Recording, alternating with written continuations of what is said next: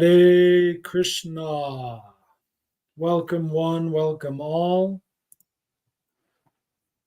I think last week I missed this live stream, so happy to do it this week when I have a bit more time.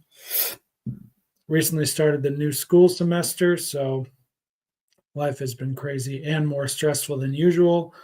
But on the bright side, I was able to successfully water fast for Gora Purnima.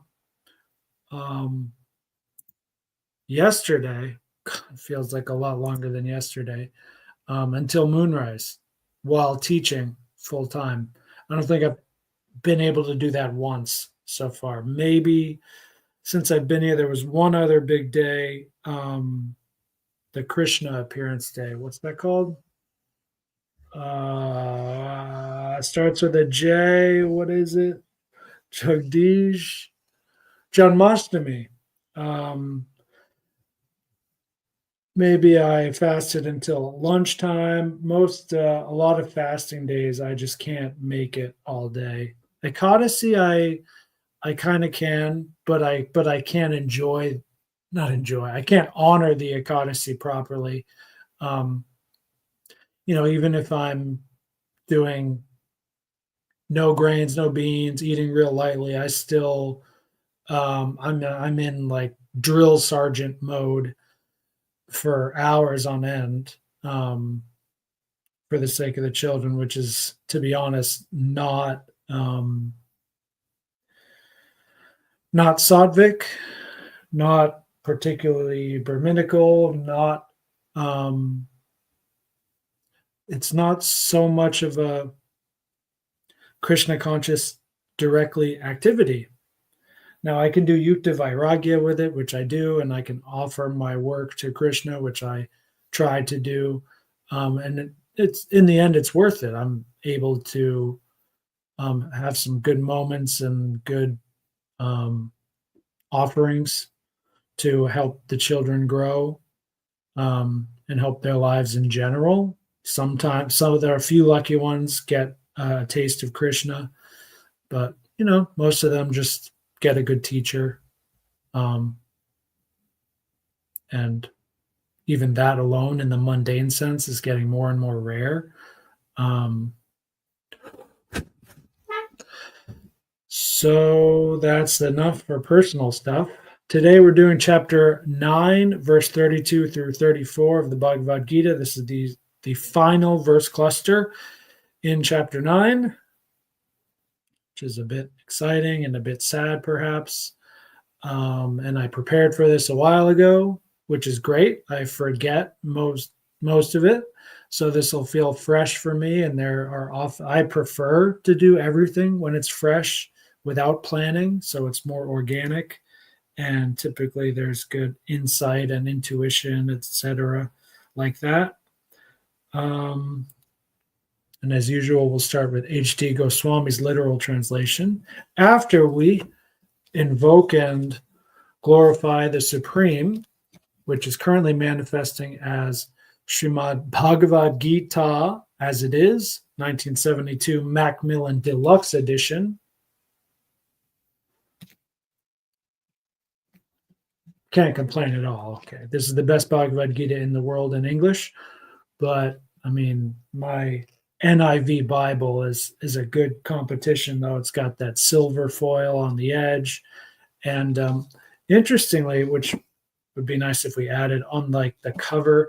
I mean, we don't really have this in the Gita, though. It's a different kind of text, but in the cover of my NIV Bible, there's like the Lord's Prayer on the front cover. The back cover is the Ten Commandments, and it's like a special page. It's like a bit thicker than all the other Bible pages, so it kind of stands above the rest as like the law of the law.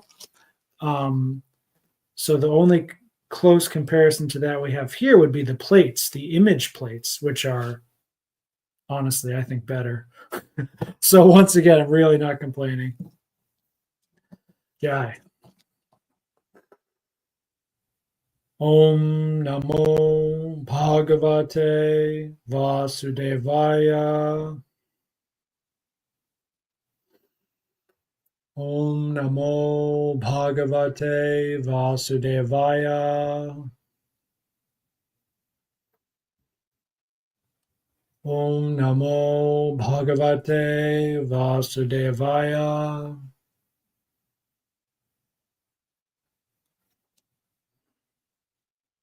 Om Ajnanatimirandasya Gyananjana Shalakaya Chakshur Unmilitam Yena Tasmai Shri Gurave Namaha.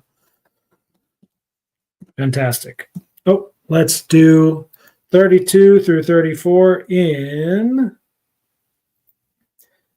H.D. Goswami, aka Dr. Howard Resnick, aka Srila Acharya Dev, aka Hridayananda Maharaj, his literal translation. 32 through 34. Indeed, Partha, those taking shelter of me, be they even from bad wombs, or be they women, tradesmen, farmers, or workers, they too reach the highest goal. What then of pure Brahmanas, devotees, and royal saints? Thus, having come to this impermanent, unhappy world, worship me, be mindful of me, devoted to me, offer to me, bow to me. Thus, linking your soul fully devoted to me, you will come to me alone. You may have noticed my voice got a little emphasized there. That's because there's an exclamation point at the end of verse 33,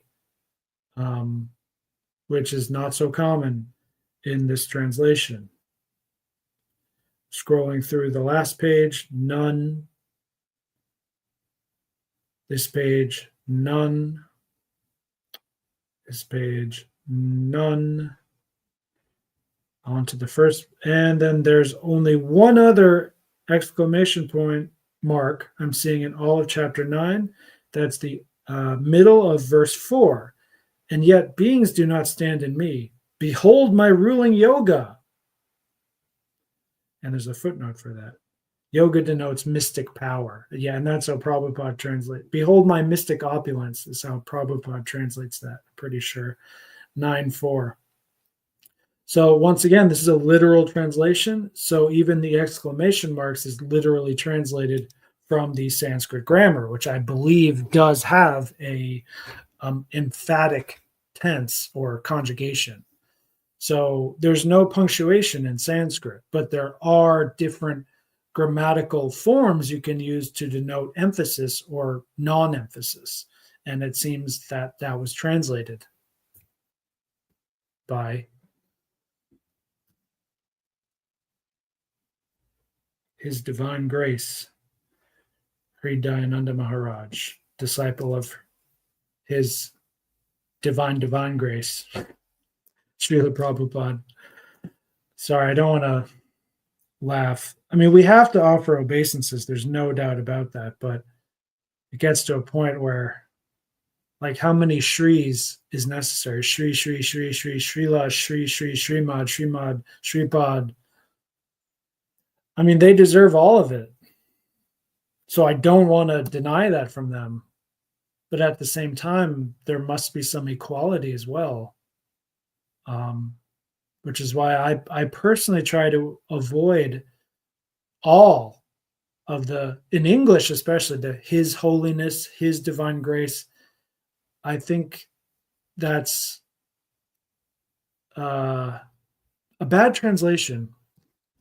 In Sanskrit, it's perfect. You know, there's, because some people are known as Shri Shri, and some are Shri, and some are Shri La. And I think all of that is perfect as it is. And just by adding one or one more is enough. And like there's G at the end as well. So, shall we begin? Verse 32 by Srila Prabhupada. O son of Pratha, those who take shelter in me, though they be of lower birth, women, Vaishyas, as well as, I'm just practicing pronunciation there, right? Vaishyas, as well as Shudras. Oh, I bet you didn't know Sudra is actually Shudras. There's a tiny little SH there in that word. Should be. But it's followed by a long U right after that. So it's so subtle. Sudras. Sudras. It's so subtle. I'd really like to visit some Prabhupada recordings, see if I can spot that out. Workers can approach the supreme destination. Great translation by Prabhupada. I like how he put merchants and workers in brackets next to the term Vaishyas and Sudras. That's going to be perfectly explained anyway in the purport, and it's already been explained in previous verses. So he doesn't need to put it in there, but it's so much better that he did put it in there for on the off chance that you're gonna that someone will read just this verse all alone in isolation, or and by that I mean a devotee reading it this verse alone in isolation, or a non-devotee reading it alone in isolation, or a scholar or anyone else, because each verse in the Bhagavad Gita is its own Bhagavad Gita. I mean, a lot of these verses can be extrapolated into very long, rich essays, perhaps you could say. And Prabhupada did design this Gita so that you can have just the verses alone, without the Sanskrit, without the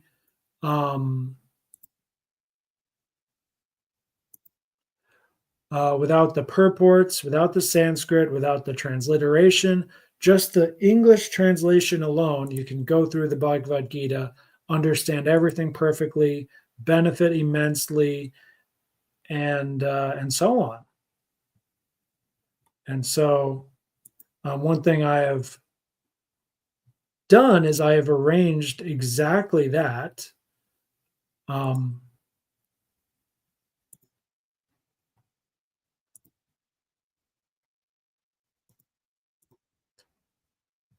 So I made a PDF of the same exact translation I'm reading now, the 1972 Macmillan edition. And this is like the most portable Gita in the world, basically. It's only the verses, no purports, no commentary, but every single verse is hyperlinked to that same verse in asitis.com, where you can read the Sanskrit and the purports. And every single page is also hyperlinked to the table of contents. So you can quickly go back and find any verse you want in the whole Gita very quickly. So for a quick reference Gita, this is, I believe, the best Gita you can get available online, available in the world. And I've created that just for you, just for everyone. Its current price is $1.08. I'm sure that makes sense to a lot of you. I also recently published my Hermetic Bible of Thoth. That's the third Bible I've published. I've priced it at $599, but it's currently on sale for $598. The caption reads in capital letters, "Do not buy this. The information contained herein is not supposed to be widely shared," and I'm not being cute about that. I'm really not supposed to publish this information. It is very advanced and ancient information, and that's all I have to say about that. So take a look at some Ethos Ananda goodies. Send me $1.08 or send me $600. I don't care. Oh, whoa. No, has to be a little bit less than $600 just in case, because I'm only allowed on PayPal, not the other one. I'm too good for Stripe or Stride or whatever the heck it's called. They don't like devotees on their platform. But for some reason, I guess because PayPal, never mind, doesn't matter.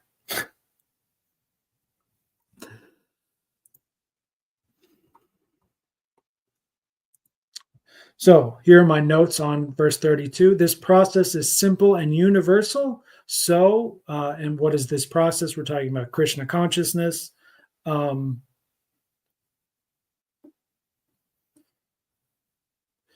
Krishna consciousness pure, meaning not the cultified, institutionalized Krishna consciousness that you'll get in, for instance, ISKCON Gimhe, where one of the only 3 Krishna temples in Korea that I've been to, which is Bangladeshi ISKCON. And it's not, like so many other, they're all different. Every time you go to an ISKCON, it's all different. And typically and this is not special either. This is how Hinduism works. You have all these different sects and sampradayas, and most of them, it seems, take the Bhagavad Gita as their core fundamental Bible, Shastra, but then they have their own particular ways of doing that focus on some things more than others. So that's not good or bad. That's just simply how reality works. And so because Prabhupada comes from the line of Sri Chaitanya Mahaprabhu, the golden avatar, the process of chanting Mahamantra is the primary activity as recommended, directly recommended for us today in this section of Kali Yuga.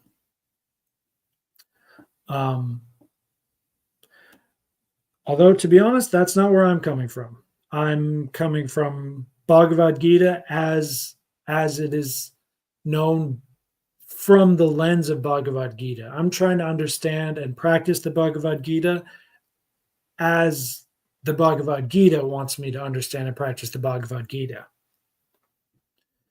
And Prabhupada is the best person in the history of all history to help me do that.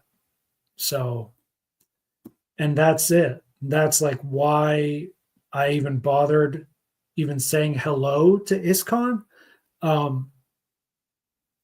because I don't really need it. It's training wheels, but all institutional religion is, especially these days, it's mostly just training wheels. Once you actually get it, the end goal, the telos of that religion, you don't need it anymore. Now, then again, the irony is when you really do get it, and get a taste for it, a realization of it, you'll naturally come back and show respect and obeisances and give offerings and charity to those who are doing the one great work, to quote Mark Passio. He's like one of the great champions of the natural law religion, if you could call it that. And that's kind of where the Hermetic Bible of Thoth is coming from. Not exactly, but that's where my inspiration started to go into that. And then I did more extra reading and then into the original source material as well, which is the Emerald Tablets of Thoth and also the Corpus Hermeticum, which is one of the major bedrock wisdom traditions of the Italian Renaissance, which was the same time period as Lord Chaitanya. Interesting. And that Hermetic Bible of Thoth does have a lot of things that are 100% the same as what Krishna is talking about in the Gita. Reincarnation, karma, a lot of those things are exactly the same. Essentially the same and exactly the same, implicitly and explicitly the same in a lot of cases. Of course, it reads different, comes from a different author, from a different time zone, different place, which is largely blocked out of history now for most people, even in that region, Egypt, Europe, and so on. Most people really don't have a clue what that is. So it's a special little treasure. But it's not needed at all. And my Ethos Bible from Aristotle is also not needed at all. If you have one of these 1972 Bhagavad Gitas, you are 100% all set to have a perfect human life, better than perfect, actually. So long, but you have to actually do it. Means you have to read it constantly, study it constantly, practice it constantly, and you just by constantly I mean you don't ever stop doing it. And then, but if you can't do that and you like some variety, which I do and many others do, that's why I'm providing these other things. So if like just the mantra alone gets a little too stiff or boring, and you want to practice your virtues, okay, you got the Ethos Bible.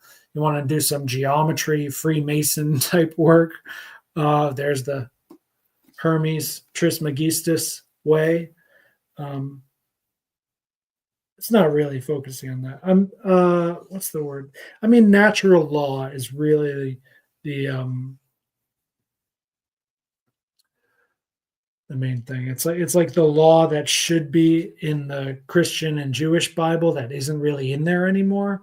That's what you'll find with Thoth, the scribe god of ancient Egypt, also known as Hermes in ancient Greece, and Enoch in the Jewish Hebrew faith, the ancient Hebrew faith.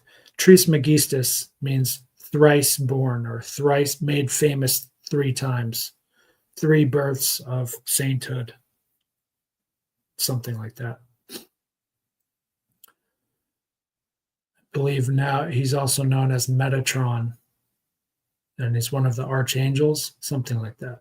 I don't know. Awesome stuff.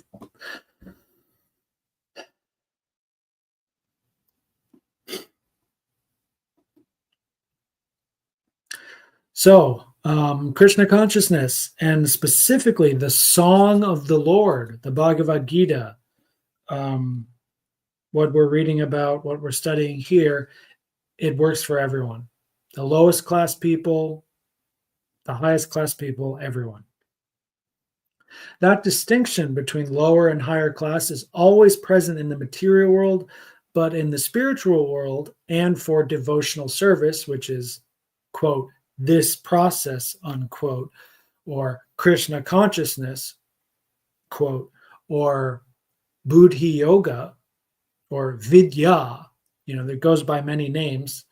The way of the Gita is how I would translate it in English from Chinese, from Sanskrit. Xin Gita Jiao. Jiao. Yeah, Jiao. Jiao. You add Jiao to denote an ism. So Gita Jiao. And then Shin is practice. Shin also means heart. So Shin Gita Jiao is like, I think of it as like, in my heart, I follow the way of the Gita. It's like so perfect. I got to go back to China. Got to get out of here, guys. No more Korea, no more America, no more West. I got to just go right back to China. They have this language which is just so not retarded. I love it. It's just, that's the best way I can describe it. It's just thoroughly and rigorously not retarded. Every other language I know, there's always some problems. Sanskrit is great, of course. I'm sure Latin has many good qualities, in ancient Greek, but every other language is just, I'm a stupid monkey. Da, da, da, da, da. I think we're going to keep going, because that one note I just shared, I mean, that's what Prabhupada talks about in the purport, and it's very simple, and it's already, you can easily extrapolate that yourself from just the verse. So going back to Trismegistus, or Vidyananda Trismegistus, if you will, the three Bible man. I don't know what the word for that will be. Trishastra Swami, Trishastra Das Goswami, go Das Goswami, go Das Goswami Maharaj, Das Swami, Rishi Das Swami.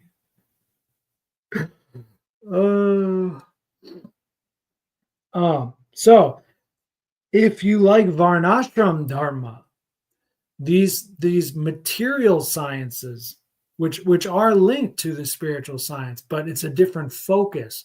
So if you're interested in focusing on those aspects of yourself, go grab yourself an Ethos Bible, because that's far more practical, where like 80% of the verses are direct practical things on what to do.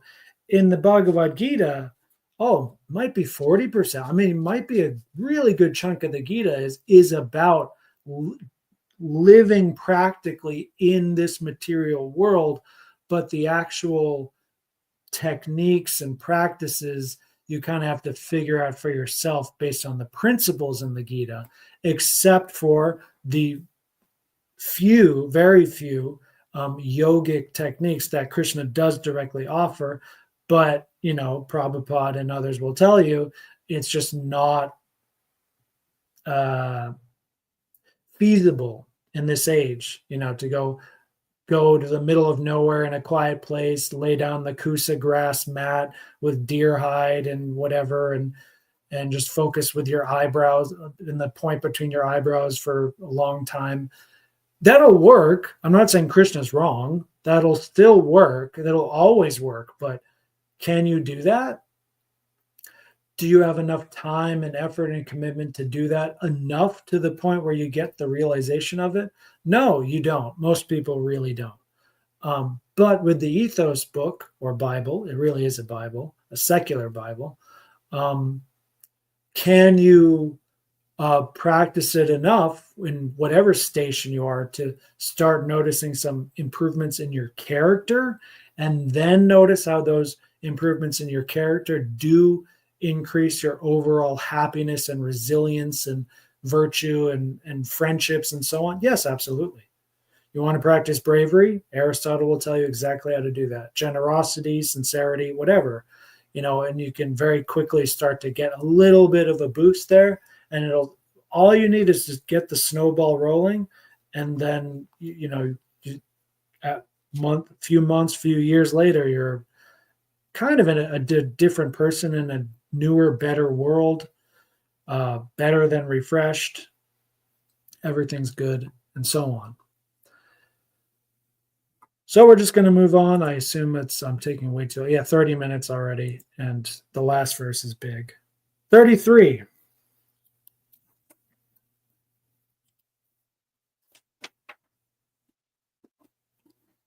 How much greater then are the Brahmans? How much greater then are the Brahmanas, the righteous, the devotees and saintly kings, who in this temporary miserable world engage in loving service unto me. Beautiful verse. Just my own notes reading it right now. It's like perfect. Once again, Krishna's hitting us with the 1-2 punch style in this prosaic style he has. Is very classical, very effective rhetoric. So that last verse was what you might call politically like liberal. When we use that word liberal, it's not a political statement that Krishna's making, but it's something that a liberal might say that's good about Krishna consciousness. Oh, anyone can do it. Yeah, like, are you trans? Krishna will take you. Are you Sudra?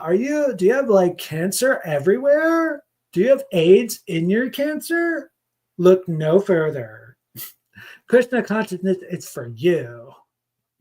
But then this verse is kind of like, now the conservative is coming on a little bit. We're jumping poles. We're going to the other pole, and it's like, okay, yeah, that's true. But also, it's like, kind of how Krishna was saying before, he's equal to everyone, but he's actually pretty good to his devotees.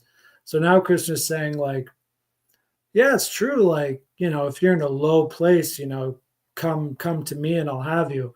But if you're in a high place, if you're a king, if you're a saint, if you're in a really good high birth, and on top of that, you're doing your work, your life, your consciousness for me, I will definitely take you, dog. I will take good care of you. You will have whatever those low class people are getting, whatever Satchidananda and so on they're getting, you're going to get double, triple that. Let me tell you. All right, that's enough for now. Let me read my notes here. If it works for the low class people, surely it works for the high class people too. But Krishna also says here, don't forget that this world is impermanent and unhappy for everyone. Very important second half of the verse here. In the purport, Prabhupada talks about how this world is not actually false, it is just temporary. And that's an important distinction because it indicates there is another world which is not temporary, which is eternal and real, or more real, and blissful.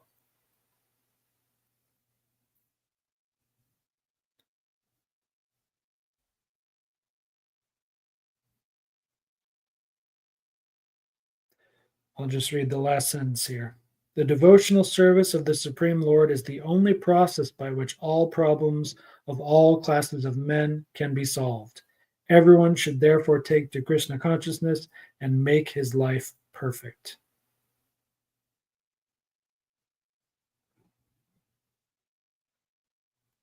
Very well. Let's move on. 34. Engage your mind always in thinking of me. Offer obeisances and worship me. Being completely absorbed in me, surely you will come to me.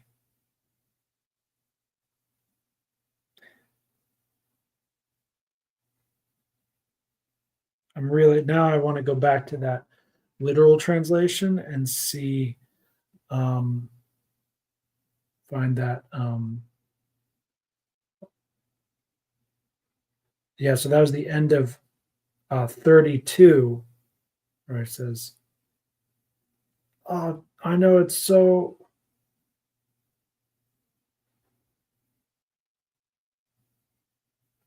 No, end of 33. Yeah, end of 33. Just worship me. This world is so miserable. Just worship me.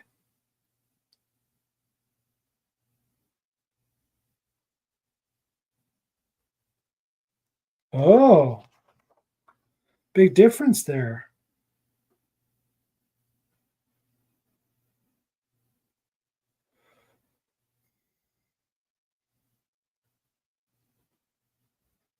Are engaged in loving service.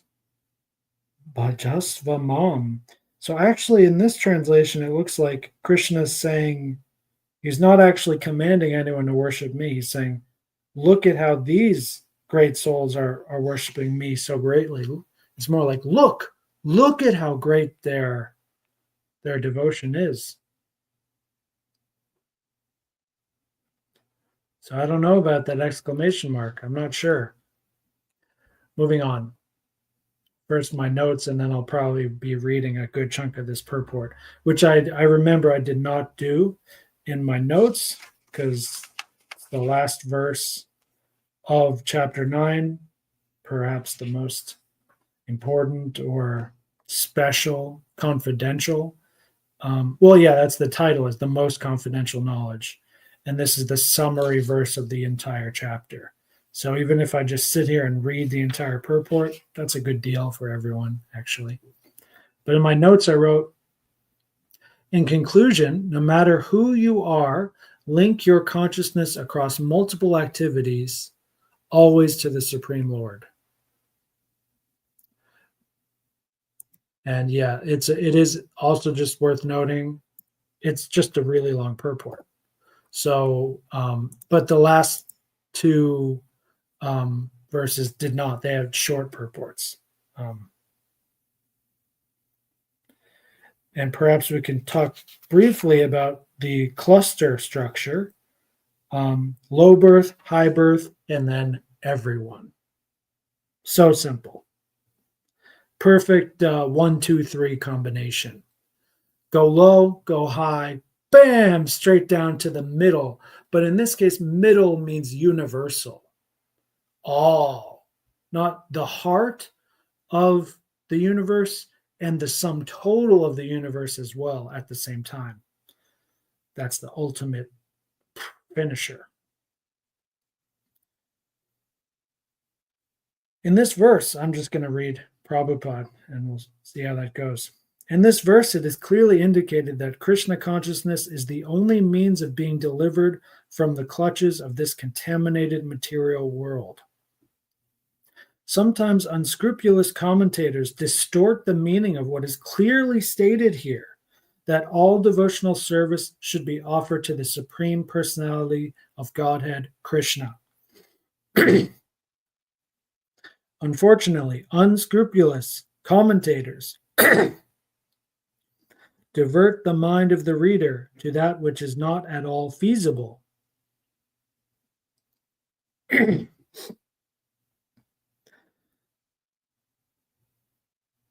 Such commentators do not know that there is no difference between Krishna's mind and Krishna.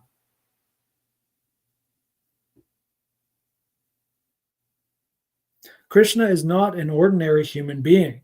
He is absolute truth, capital A, capital T. His body, mind, and he himself are one and absolute. It is stated in the Kurma Purana, as it is quoted by Bhaktisiddhanta Saraswati Goswami in his Anubhasya, comments on Chaitanya Charitamrita, 5th chapter, Adi Leela, verses 41 to 48. Deha Dehi Vibedoyam Neshvare Vidyate Kvachit, which means that there is no difference in Krishna, the Supreme Lord, between himself and his body. But because they do not know this science of Krishna, the commentators hide Krishna and divide his personality from his mind or from his body. Although this is sheer ignorance of the science of Krishna, some men make profit out of misleading the people. That first paragraph seems like a very direct attack, to be honest. Not very direct, but more direct than usual attack that Prabhupada is making on God brothers and enemies of his guru, of his Srila Prabhupada, who were causing trouble and getting in the way of the real science being promoted in that time and place, which is not ours anymore. And I've talked about this before, and I will tell you again. Our enemy is the atheist, is the communist, is the demon, is the brainwasher, the false flag operator. These are the bankers, right? These are really bad demons and Prabhupada does not disagree either. You know, his whole half of his whole program is to leave the city and start temple farm communities that are self-sufficient, and he's recommending that because he knows very well of the demons and how they are controlling this world through brainwashing, banking, currency manipulation, blah, blah, blah, blah, blah, blah, blah. He knows all of that stuff. And instead of waxing on and on about all the different particular stuff about that, he doesn't need to. He'll simply say, leave the city, grow your own food.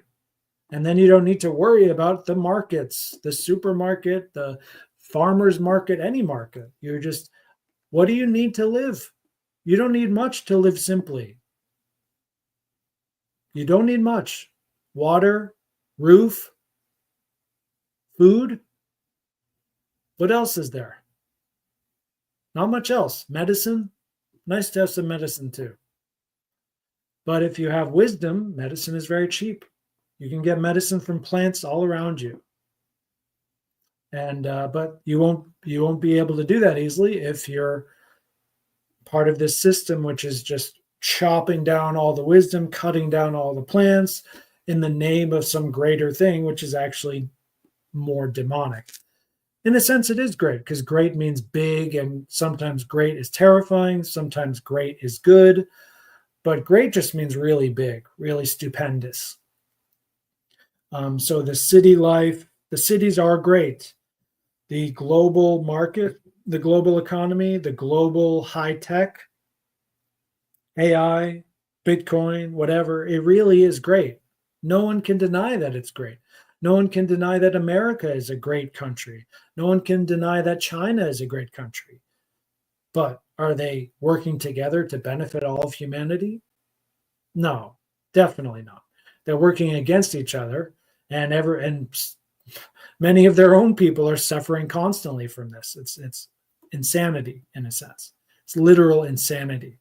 And that's actually a compliment. I mean, it could be much worse than insanity. It could be a very conscious, directed, and involved demonic, satanic, intentional thing that's happening here. So just saying people are a little crazy and they need to wake up, take some crazy pills or something, or stop taking crazy pills. I don't know how that stupid saying works.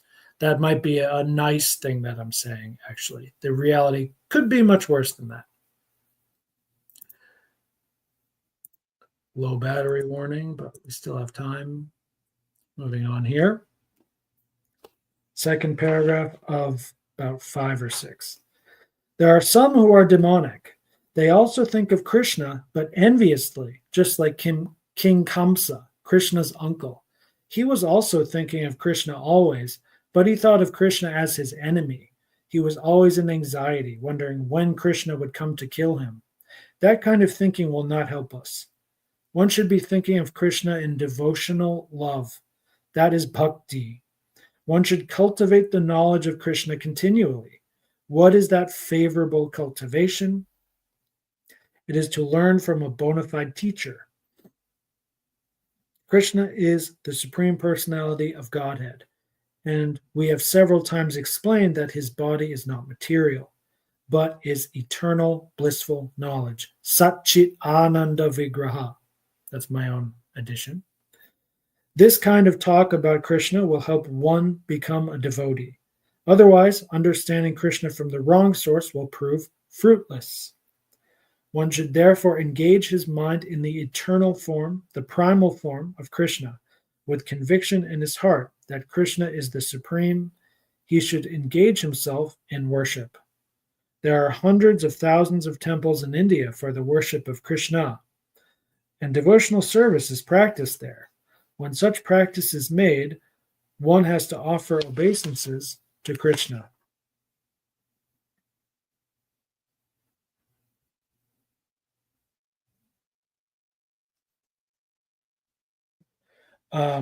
I just feel like I just kept going through that second paragraph. Maybe you might want to comment on it. There was actually a lot there.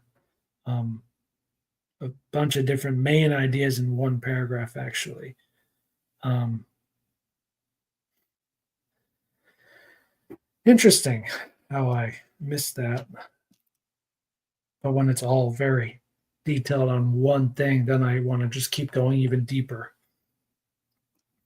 But yeah, so Prabhupada's giving us some what should be common sense. It's more like it's not common sense though. It's more like a wisdom thing, but from a practical standpoint, it's like Krishna's saying what Krishna's saying is so simple and obvious. It's basically irrefutable. Offer things to me, worship me, and you will come to me. It's so simple. But Prabhupada is telling us, well, okay, like, but how do we do that? How do we do that effectively? And there's no chance of being effective if you're following a false teacher, a false disciple, a cheater in the name of this Bhagavad Gita, this Krishna. a demon, following a demon who claims to be Krishna consciousness or whatever. There's no way that'll work. So got to be very careful of the source, which you don't have to worry about at all.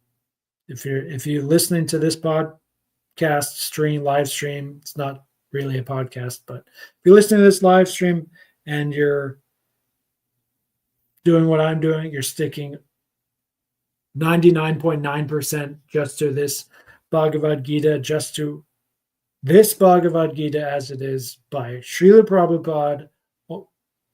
Once again, 99.9% of the time, even though I'm also going through the literal translation of H.T. Goswami, I'm still following this one. The other the other translations are supplementary. It's like purport to the purport, or and it just provides a different lens on that same thing I'm focusing on. I'm focusing on one thing, but I can use a different lens to focus on that same thing. That's what I'm doing here. And if you're doing the same thing, you will eventually make it. There's no way you can't make it. But if you say, "Oh, I really don't know. Oh, I better go to someone else who will just do the hard work for me and just tell me what it means," ooh, that's really stupid, actually. Prabhupada went through so much work, so we don't have to do that. If you don't understand one of his verses, go to the purport. If you don't understand the purport, go to the previous verse, go to another verse, another purport, go to the introduction. Like it really is all self-contained, exhaustive, self-sufficient. It's all here. You don't need to go anywhere else. If you absolutely do need to go to someone else, have devotee association or whatever, yeah, that's good. You can do that. But Prabhupada says, be careful. There are a lot of demons. There are a lot of fake teachers out there. So be careful. Moving on. One should lower his head before the deity and engage his mind, his body, his activities, everything. That will make one fully absorbed in Krishna without deviation. This will help one transfer into the Krishna Loka. One should not be deviated by unscrupulous commentators. That's actually a really nice word I think Prabhupada's using there, unscrupulous. He's not actually really saying fake, what I'm saying. He's more saying that word unscrupulous means just careless. Like maybe they are real, but they're just a little bit lazy and not articulate with what they're commenting on. One must engage in the 9 different processes of devotional service, beginning with hearing and chanting about Krishna. Pure devotional service is the highest achievement of human society. So the chanting thing, hearing and chanting in that order, that was a Prabhupada addition there. In the original verse from 7th Canto Bhagavatam,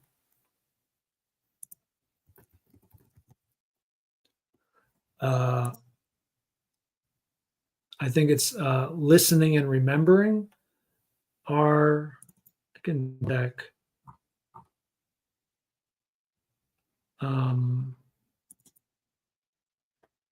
Smaranam 7:5:23.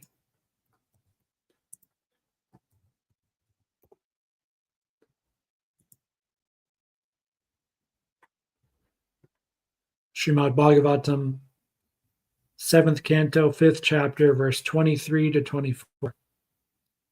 Shri Prahlad Uvacha Shravanam Kirtanam Vishnu Smaranam Padasevanam. Nope, I was wrong.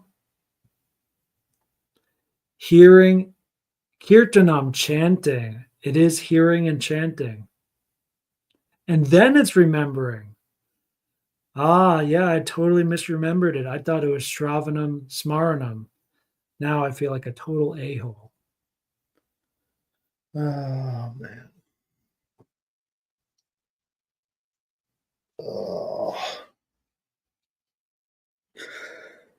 Sorry, Prabhupada. Sorry, anyone who got the wrong idea of what I was saying about Prabhupada. Even still, I wasn't saying Prabhupada was doing something wrong.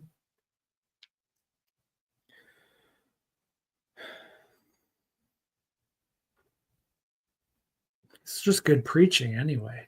You know, we're in this Kali Yuga where we can barely even do anything else other than hearing and chanting. Most people really aren't even mentally qualified to do much more than that.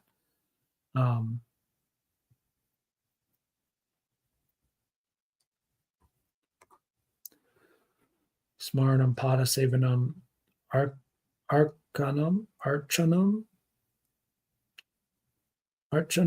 vandanam dasyam sakyam atma nivedanam iti pum shar pita vishnu bhaktish chen nava lakshana kriyeta bhagavat yadaha tanmanye ditam uttamam.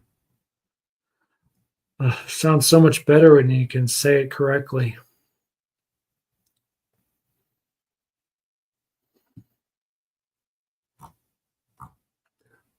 Nava Lakshana, possessing 9 different processes. Nava is probably where we get the English 9.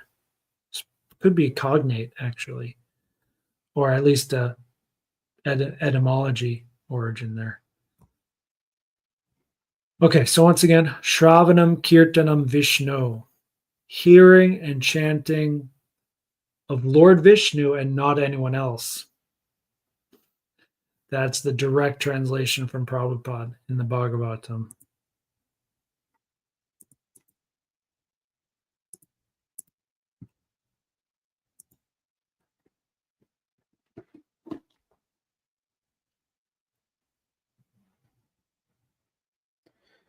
Okay, continuing from the purport. Pure devotional service is the highest achievement of human society. Society, not just the individual, but society. In the 7th and 8th chapters of the Bhagavad Gita, pure devotional service to the Lord has been explained, apart from the yoga of knowledge and mystic yoga or fruitive activities. Those who are not purely sanctified may be attracted by different features of the Lord, like the impersonal Brahmajyoti and localized Paramatma, but a pure devotee directly takes to the service of the Supreme Lord. And so that's basically the philosophical conclusion right there. And now in the last paragraph, Prabhupada is telling us, you'll hear, there is a beautiful poem about Krishna in which it is clearly stated that any person who is engaged in the worship of demigods is most unintelligent and cannot achieve at any time the supreme award of Krishna. The devotee in the beginning may sometimes fall from the standard, but still he should be considered superior to all other philosophers and yogis. Whoa. That could be a very compassionate reference to his disciples, who he could, I'm sure he was foretelling, would misuse that verse. What is it? Verse 30 in chapter 9 about, even if you fall down, you still have to see people as saints. Yeah, verse 30. Still to be considered saintly.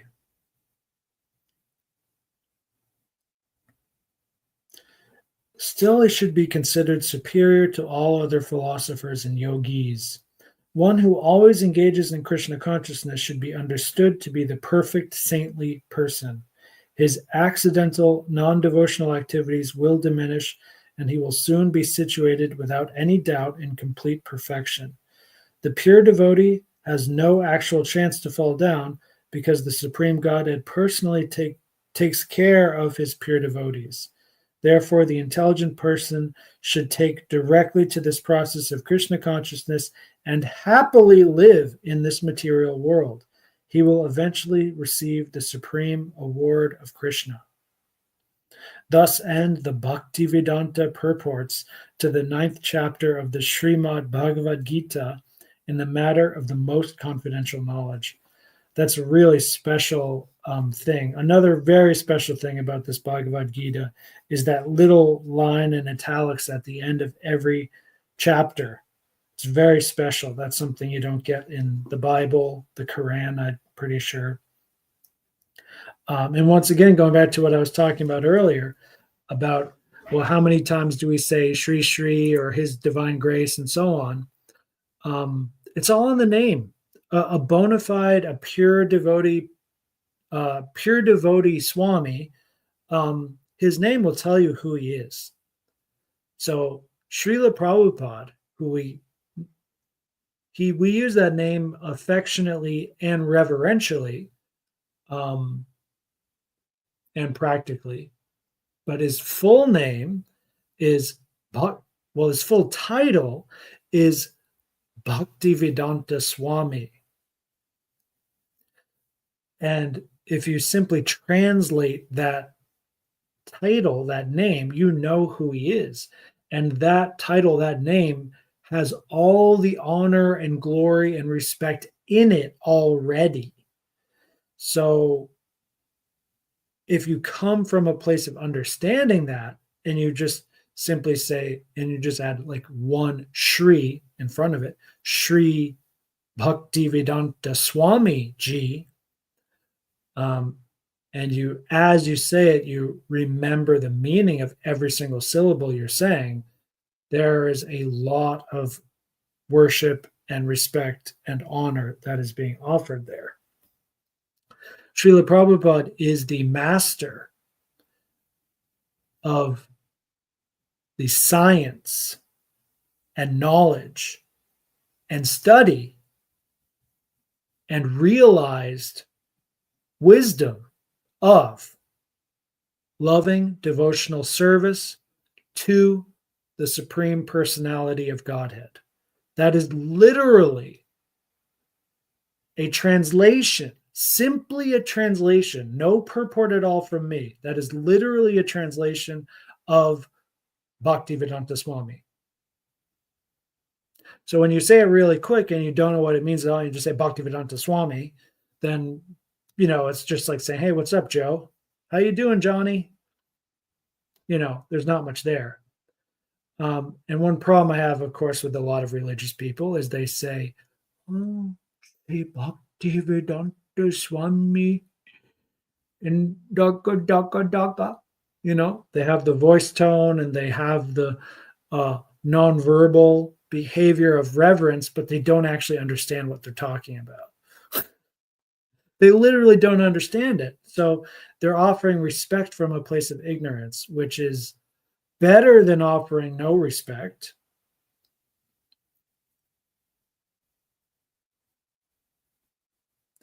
But at the same time, I do strongly feel it's worse than, let's say, not offering respect, but showing curiosity in someone like Srila Prabhupada, being just a little bit nice to a book distributor on the street, someone who's totally ignorant and